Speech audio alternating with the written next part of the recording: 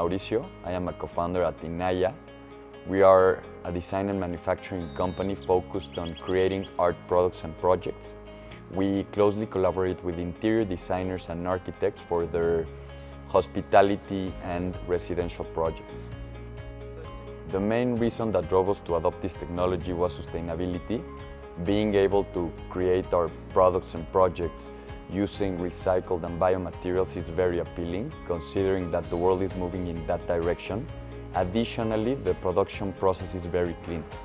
We have created beautiful pieces and projects using recycled materials that any other production process would be almost impossible to achieve. By working alongside Caracol, we aim to develop new products and integrate new materials to our portfolio offering. We are excited about the future of this technology, primarily because of the development of new applications and materials. We believe a big portion of the future products will be 3D printed.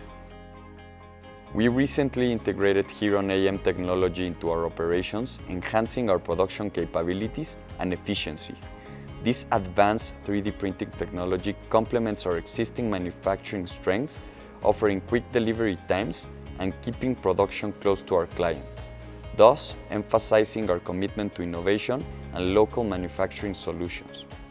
Additionally, we recognize that 3D printing is in its early stages and that the best is yet to come.